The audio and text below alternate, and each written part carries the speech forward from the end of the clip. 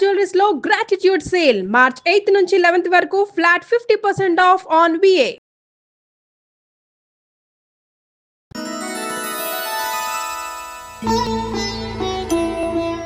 గురుగారు, శ్రీ విశ్వాసనామ సంవత్సరంలో తులారాశి వారికి ఎలా ఉండబోతోందండి? వీళ్ళకి ఆదాయము వ్యయము రాజ్యపూజ్య అవమానం కనుక చూసుకున్నట్లయితే 11, 5, 2, 2. ఓకే. అంటే 11 ఆదాయము, 5 వ్యయము, రాజ్యపూజ్యం 2, అవమానం 2. అంటే మనల్ని మెచ్చుకునే వాళ్ళ సంఖ్య తక్కువగానే ఉంది, ఇబ్బంది పెట్టే వాళ్ళ సంఖ్య తక్కువగానే ఉంది. కానీ మెచ్చుకునే వాళ్ళ సంఖ్య కానీ వాళ్ళ ఇది కానీ పెరగాలి అంటే ఈ తులారాశి వారికి ఫస్ట్ ఒక విశ్వవసునామ సంవత్సరం 2-3 నెలలు మాత్రం కొంచెం ఈ ఇబ్బంది ఎక్కువగానే ఉంటుంది. ఎందుకంటే దశమంలో కుజుడు నీచి పొందుతున్నాడు కాబట్టి. సో దానికి వీళ్ళు ఏం చేయాలి, కుజగ్రహం దగ్గర దీపారాధన చేస్తూ ఉన్నట్లయితే, గోవు క్యారెట్స్ తినిపిస్తూ ఉన్నట్లయితే అవమానించే వాళ్ళ సంఖ్య తగ్గుతుంది. ఓకే.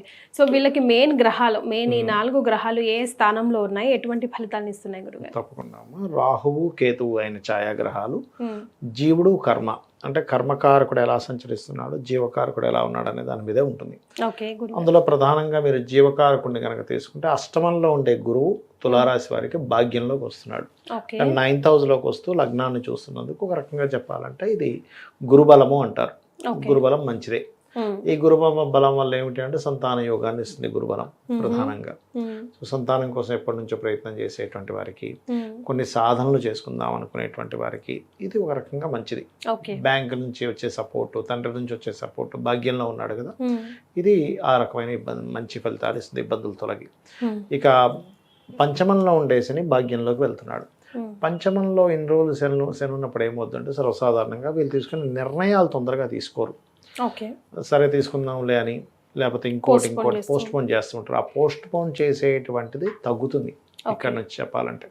అంటే కొంచెం వీళ్ళు స్పీడప్ అవుతారు. పంచమంలో ఇంతకాలం ఉండే శని వల్ల, ఫ్రెండ్స్ వల్ల, షేర్ మార్కెట్ వల్ల, ప్రేమ వ్యవహారాల వల్ల పడినటువంటి ఇబ్బంది నుంచి కొంత రెడీకి వస్తుంది వీరికి.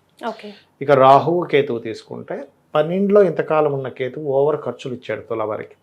ఇక్కడ నుంచి కొంత తగ్గుతుంది, ఎందుకంటే లాభంలోకి వెళ్తున్నాడుగా. కాబట్టి ఇక్కడ నుంచి వీళ్ళకి ఖర్చులు అనేటువంటి చాలా మటుకు రిలీఫ్ వస్తుంది. ఇక రాహు పంచమంలోకి వస్తున్నందుకు కొన్ని ఇమాజినేషన్స్, సినిమా ఫీల్డ్ వాళ్ళకి, రాజకీయ నాయకులకి కొంతవరకు పంచమంలో రాహు ఉంటే మంచిది చెప్పాలంటే. సో సినిమా ఫీల్డ్లో యాక్టర్స్ కావచ్చు, డైరెక్టర్స్ కావచ్చు, కెమెరా పీపుల్ కావచ్చు, ఎనీ కళారంగాలకు సంబంధించిన వాళ్ళకి ఆన్లైన్లో వాళ్ళ యొక్క టాలెంట్స్ని చూపించుకునే వారికి పంచమరాహు మంచివాడు. సహజంగానే తులారాశి వారికి ఏంటంటే న్యాచురల్గానే కొంత ఈ యాక్టింగ్, ఈ కళల మీద ఇంట్రెస్ట్ ఉంటుంది. శుక్రుడు కదా అధిపతి. అయితే మొదటి 3 నెలలు మాత్రం జాబ్ విషయంలో తొందరపాటు నిర్ణయాలు పనికిరాదు. అలాగే చేసే జాబ్లోనే అక్కడ ఎవరికైనా మనీ ఇవ్వడం, ఎందుకంటే 2వ అధిపతి దశమంలో ఉన్నాడు కదా, ఈ విషయాల్లో జాగ్రత్తగా ఉండాలి. మొదటి 3 నెలలు వివాహ నిర్ణయాలు కూడా తొందరపడి తీసుకోకూడదు. ఎందుకంటే 7వ కుజుడు దశమంలో నీచి పొందుతున్నాడు. ఒక్కొక్కసారి పార్ట్నర్స్ మూలంగానే కొంత జాబ్లో కొంత స్ట్రెస్ రావడం ఇట్లాంటివి చూపిస్తుంది చెప్పాలంటే. అది.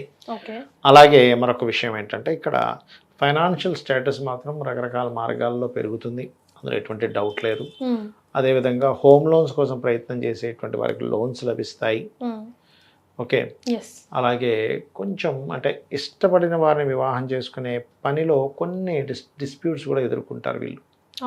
ఈ మొదటి 3 నెలలు కొంచెం అది బలంగా చూపిస్తుంది చెప్పాలంటే. బట్ కొన్ని మెడికల్ రంగాల్లో ఉండేటువంటి వారికి, లేదా ప్రమోషన్స్ కోసం ప్రయత్నం చేసేటువంటి వారికి జాబ్లో స్ట్రెస్ మార్పులే, కానీ ఆ ప్రమోషన్స్ కూడా ఒకవైపు రావడం కూడా జరుగుతుంది చెప్పాలంటే. ఇప్పటి వరకు మనం ఒక 6-7 రాశులు చూసాం కదా గురుగారు. అందరితో కంపేర్ అన్ని చూసినా కూడా శని ఎఫెక్ట్ కొద్ది గొప్ప అందరి మీద కనబడుతోంది. అంటే కర్మ కదమ్మా, మనం కర్మ చేయకుండా ఉండం, ఏదో కర్మ చేస్తూనే ఉంటాం. అంటే ప్రతిదీ కర్మే. మనం భోజనం చేస్తున్నా, నిద్రపోతున్నా, ఒక పని చేసుకుంటున్నా, ఎవరితో మాట్లాడుతున్నా, ప్రతిదీ కర్మే కదా. సో కర్మ లేనిది అసలు మనిషి లేడు ఫస్ట్. ఏదో కర్మతో కనెక్ట్ అయ్యి ఉంటాడు. కాబట్టి ఆ కర్మకారకుడు దేంతో కనెక్ట్ అయ్యాడు అనేది ముఖ్యం అన్నమాట అక్కడ. సో ఆ రకంగా అయితే వీళ్ళు ఎక్కువగా ఆరాధించడం కూడా కాళికా అమ్మవారిని. ఈ సంవత్సరం అయితే ఎక్కువగా దుర్గాదేవిని, అందులో ఓం దుమ్ దుర్గాయ నమః అనే నామస్మరణ, రాహుకాలంలో దీపం వెలిగించడము, ఇవి చాలా చక్కటి ఫలితాలు ఇస్తాయి. సో సింపుల్గా బాగుంది, బాలేదు అని చెప్పడానికి లేకుండా ఉంది గురుగారు. ప్రతి జాతకం అలాగే ఉంటుందమ్మా ఇప్పుడు కూడా. అంటే వాళ్ళకి ఏ భావాలకి కనెక్టివిటీ ఉంటే బాగుంటుంది అనేది ఉంటుంది. అయితే ఇక్కడ ఏంటంటే వీళ్ళకి లక్కీ గురుబలం రాశి మీద ఉంది. దానివల్ల ఏమవుతుందంటే ఎలాంటి సిచ్యువేషన్స్ వచ్చినా వీళ్ళు నెట్టుకొని వెళ్ళగలుగుతారు, హ్యాండిల్ చేయగలుగుతారు. So thank you so much గురుగారు, ధన్యవాదాలు. శ్రీమాత్రే నమః. శ్రీమాత్రే నమః.